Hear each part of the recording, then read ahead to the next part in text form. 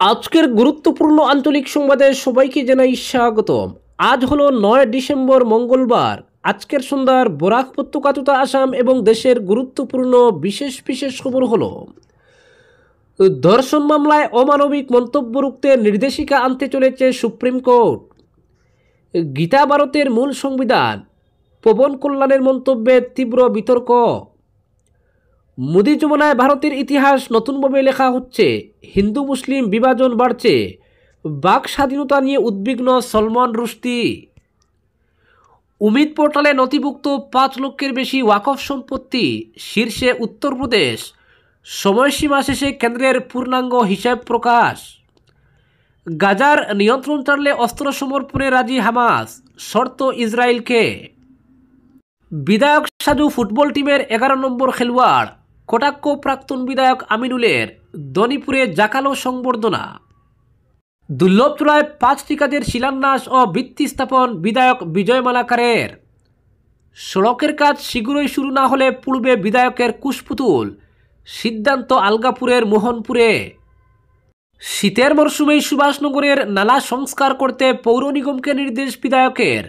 শনি মন্দির স্থানান্তর করতে ইতিমধ্যে ৮ লক্ষ টাকা বরাদ্দ। ৫ বছরেও সম্পূর্ণ হল না রামকৃষ্ণনগরের অডিটোরিয়াম হল। সিভিল ওয়ার্ক শেষ হলেও বাকি আনুষঙ্গিক কাজ। উদারবন্দে মসৃণ নয় রাজদ্বীপের এন্ট্রি, কাটা বিছাতে গুটি সাজাচ্ছেন বাকি প্রত্যাশীরা। নতুন কেন্দ্রে ব্যাগ পেতে হবে দীনেশ তনয়কে। বাংলায় ভোট আসছে বলেই বিজেপির মুখে বন্দে মাতরম, লোকসভায় কেন্দ্র সরকারকে তুপ প্রিয়াঙ্কা গান্ধীর। এবং সর্বশেষ খবরটি হলো, এবার শিলচর সাইরাং ট্রেনের ফ্ল্যাগ অফ করবেন রেলমন্ত্রী। এবারে শুনুন বিস্তারিত খবর। ধর্ষণ ও যৌন হেনস্থার মামলায় দেশের বিভিন্ন আদালতের বিতর্কিত ও নারী বিরোধী মন্তব্য নিয়ে উদ্বেগ প্রকাশ করল সুপ্রিম কোর্ট। প্রধান বিচারপতি সূর্যকান্তের বেঞ্চ জানায়, এ ধরনের মন্তব্য ও আদেশের ফলে ভুক্তভোগীরা ভয় পেয়ে মামলা তুলে নিতে বাধ্য হতে পারেন। তাই বিষয়টি রুখতে উচ্চ আদালতগুলির জন্য বিস্তারিত নির্দেশিকা জারি করা হতে পারে। প্রধান বিচারপতি বলেন, সব ধরনের উদাহরণ সামনে এলে আমরা একটি পূর্ণাঙ্গ নির্দেশিকা তৈরি করতে পারব। এতে নিম্ন আদালত ও হাইকোর্টগুলিকে সঠিক দৃষ্টিভঙ্গি দেওয়া সম্ভব হবে। এই পর্যবেক্ষণ আসে এলাহাবাদ হাইকোর্টের এক বিতর্কিত আদেশের শুনানির সময়। ওই আদেশে বলা হয়েছিল, অপ্রাপ্তবয়স্ক মেয়ের স্তন স্পর্শ করা বা পায়জামার ফিতা ছেড়ে দেওয়া ধর্ষণের চেষ্টা নয়, বরং ক্ষুদ্র অপরাধ। সুপ্রিম কোর্ট স্বতঃপ্রণোদিত হয়ে বিষয়টি গ্রহণ করে এবং দেশের বিভিন্ন হাইকোর্টের এমন বিতর্কিত আদেশের নথি চেয়ে পাঠায়। শুনানিতে সিনিয়র আইনজীবী শুভা গুপ্তা জানান, এলাহাবাদ হাইকোর্টে আরও মন্তব্য করা হয়েছিল, রাতের সময় যেন আমন্ত্রণের মতো। তিনি অভিযোগ করেন, কলকাতা হাইকোর্ট ও রাজস্থান হাইকোর্টেও একই ধরনের মন্তব্য হয়েছে। অন্য এক আইনজীবী জানান, সম্প্রতি একটি সেশনস কোর্টে ইন ক্যামেরা শুনানির সময় এক তরুণীকে হয়রানি করা হয়েছিল। সুপ্রিম কোর্ট স্পষ্ট জানায়, কোনো মন্তব্য বা প্রক্রিয়া এমন হওয়া উচিত নয় যা ভুক্তভোগীদের ভয় দেখায় বা তাদের অভিযোগ প্রত্যাহারে বাধ্য করে। পরবর্তী খবর, উমিদ পোর্টালে নথিভুক্ত ৫ লক্ষের বেশি ওয়াকফ সম্পত্তি, শীর্ষে উত্তরপ্রদেশ। দেশ জুড়ে ওয়াকফ সম্পত্তির স্বচ্ছতা ও নজরদারি শক্তিশালী করতে কেন্দ্রের চালু করা উমিদ পোর্টালে নির্ধারিত সময়সীমার মধ্যেই জমা পড়েছে বিপুল তথ্য। সংখ্যালঘু বিষয়ক মন্ত্রক জানিয়েছে, মোট ৫,১৭,০৪০টি ওয়াকফ সম্পত্তি নথিভুক্ত হয়েছে। এর মধ্যে ২,১৬,৯০৫টি আবেদন চূড়ান্ত অনুমোদন পেয়েছে, ২,১৩,৯৪১টি যাচাই চলছে এবং ১০,৮৬৯টি আবেদন তথ্য যাচাই পর্যায়ে বাতিল হয়েছে। সুপ্রিম কোর্টের পর্যবেক্ষণের পর ৬ জুন চালু হওয়া এই বিশেষ পোর্টালের নথিভুক্তির সময়সীমা ছিল ৬ ডিসেম্বর। এই সময়সীমা বাড়ানো হবে না বলে আগেই জানিয়েছিল কেন্দ্রীয় মন্ত্রী কিরেন রিজিজু। সময়সীমা শেষেই সোমবার প্রকাশিত হয় পূর্ণাঙ্গ পরিসংখ্যান। রাজ্যভিত্তিক তালিকায় শীর্ষে রয়েছে উত্তরপ্রদেশ।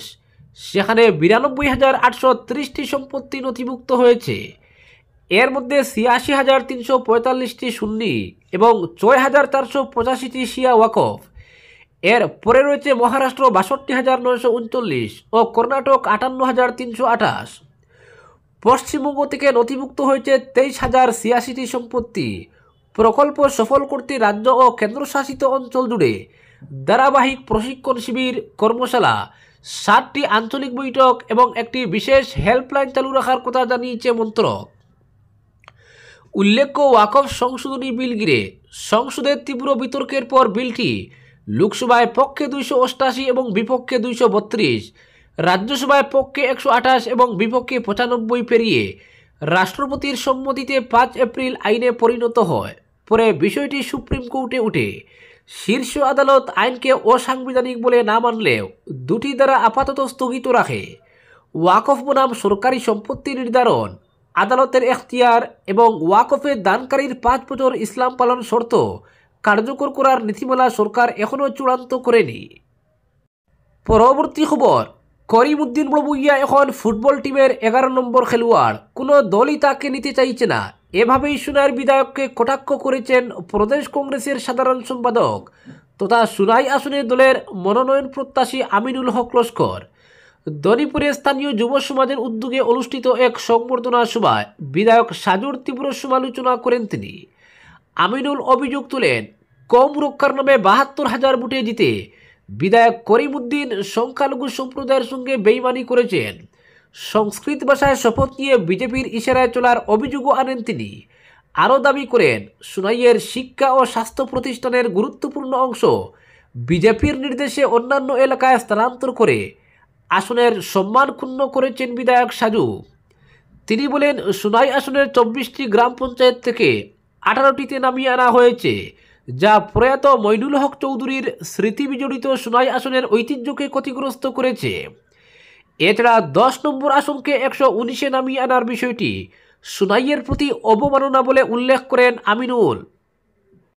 পরবর্তী খবর, মোদি যমুনায় ভারতের ইতিহাস নতুনভাবে লেখা হচ্ছে, হিন্দু মুসলিম বিভাজন বাড়ছে, বাক স্বাধীনতা নিয়ে উদ্বিগ্ন সলমান রুশদি। ভারতের বর্তমান রাজনৈতিক আবহ নিয়ে তীব্র উদ্বেগ প্রকাশ করলেন বিশ্বখ্যাত লেখক সলমান রুশদি। এক সাক্ষাৎকারে তিনি অভিযোগ করেন, প্রধানমন্ত্রী নরেন্দ্র মোদীর শাসনকালে দেশে বাক স্বাধীনতা ক্রমশ সংকুচিত হচ্ছে এবং হিন্দু জাতীয়তাবাদের প্রবল উত্থান ঘটছে। তার মতে, ইতিহাসকে নতুন করে লেখার চেষ্টা চলছে, যেখানে হিন্দুদের ইতিবাচক আর মুসলিমদের নেতিবাচকভাবে তুলে ধরা হচ্ছে। রুশদি বলেন, ভারতের সাংবাদিক, লেখক ও বিদ্বজনদের স্বাধীনতা ধীরে ধীরে কেড়ে নেওয়া হচ্ছে। আমার অনেক ভারতীয় বন্ধু এই পরিস্থিতি নিয়ে গভীরভাবে চিন্তিত। তিনি প্রয়াত লেখক বিদ্যাধর সুরজ প্রসাদ নয়পলের আহত সভ্যতা প্রসঙ্গ টেনে বলেন, ভারতীয় সভ্যতাকে মুসলিম আগমনের সঙ্গে যুক্ত করে ক্ষতিগ্রস্ত হিসেবে দেখানোর প্রবণতা এখন আরও জোরদার হচ্ছে। উল্লেখ্য, 1988 সালে ভারত সরকার তার বহুল আলোচিত উপন্যাস স্যাটানিক ভার্সেস নিষিদ্ধ করেছিল, তবে গত বছর দিল্লি হাইকোর্ট বইটির উপর থেকে নিষেধাজ্ঞা প্রত্যাহার করে। এর আগে রুশদির বিরুদ্ধে 1989 সালে ইরানের সর্বোচ্চ ধর্মীয় নেতা আয়াতুল্লাহ খোমেনি ফতোয়া জারি করেছিলেন। সেই সময় প্রায় 13 বছর তিনি অন্তরাল জীবন কাটান। 2022 সালে নিউ ইয়র্কে এক সাহিত্য সভায় তার উপর প্রাণঘাতী হামলা হয়, যাতে তিনি গুরুতর আহত হন এবং একটি চোখের দৃষ্টি হারান। পরবর্তী খবর, গীতা ভারতের মূল সংবিধান, পবন কল্যাণের মন্তব্যের তীব্র বিতর্ক।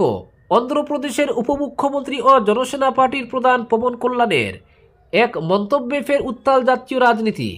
কর্ণাটকের উদুপিতে শ্রীকৃষ্ণ মঠে আয়োজিত গীতা উৎসবের মঞ্চে দাঁড়িয়ে তিনি বলেন, ধর্ম আর সংবিধান আলাদা কিছুই নয়, দুটোই এক।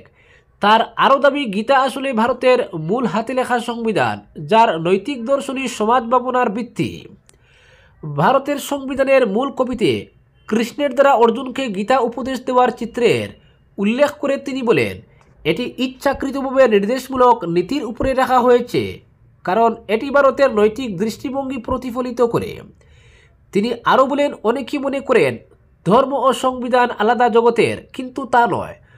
ধর্ম হলো নৈতিক দিশারি আর সংবিধান হলো আইনি দিশারি, দুটি ন্যায়, শান্তি ও সহানুভূতিশীল সমাজ গড়ার উদ্দেশ্যে। তবে তার এই মন্তব্যে কংগ্রেসের তীব্র প্রতিক্রিয়া দেখা যায়। সিনিয়র কংগ্রেস নেতা বিকে হরিপ্রসাদ বলেন, যেসব সেলিব্রিটি সংবিধান বুঝেন না তারাই এ ধরনের মন্তব্য করেন। সংবিধান ধর্মনিরপেক্ষ, এখানে ধর্মের কোনো স্থান নেই। কর্ণাটকের মন্ত্রী প্রিয়াঙ্ক খাড়গে কল্যাণকে সমালোচনা করে বলেন, তিনি আইন ও ধর্ম দুটিরই যথাযথ ধারণা রাখেন না। তার মন্তব্যে খাড়গে স্পষ্ট বলেন, সংবিধান ও ধর্ম কখনোই একই হতে পারে না। এনডিএ সহযোগী বিজেপি কল্যাণের পাশে দাঁড়িয়েছে। বিজেপি নেতা মহেশ তেঙ্গিকাই বলেন, পবন যা বলেছেন তা সঠিক, নীতিগুলো একই। পরবর্তী খবর, শীতের মরশুমেই সুভাষনগরের নালা সংস্কার করতে পৌর নিগমকে নির্দেশ বিধায়কের। শনি মন্দির স্থানান্তর করতে ইতিমধ্যে 8 লক্ষ টাকা বরাদ্দ। বর্ষার আগেই শহরের শিলংপট্টি, চার্চ রোড, অম্বিকাপট্টি, শ্মশান রোড প্রভৃতি এলাকার জমা জল নিষ্কাশনের উপযুক্ত ব্যবস্থা করতে সুভাষনগর এলাকা পরিদর্শন করেন বিধায়ক দীপায়ন চক্রবর্তী। পরিদর্শনকালে তিনি সুভাষনগর এলাকার অগ্রণী ক্লাবের পেছনের পাম্প হাউসের পাশ দিয়ে বয়ে যাওয়া নালাটি অতি দ্রুত শীতের মরশুম শেষ হওয়ার আগেই সংস্কার করার জন্য পৌর নিগমকে নির্দেশ দেন। পাশাপাশি এলাকার শনি মন্দিরটি পেছনের ফাঁকা জায়গায় স্থানান্তরের বিষয়ে নিজের তৎপরতার কথা তুলে ধরেন তিনি। বিধায়ক বলেন, অম্বিকাপট্টি পয়েন্ট থেকে কলেজ রোড বাজার পর্যন্ত সড়ক ও উভয় পাশের ড্রেন নির্মাণ প্রকল্পটি 2টি ধাপে সম্পন্ন করা হচ্ছে।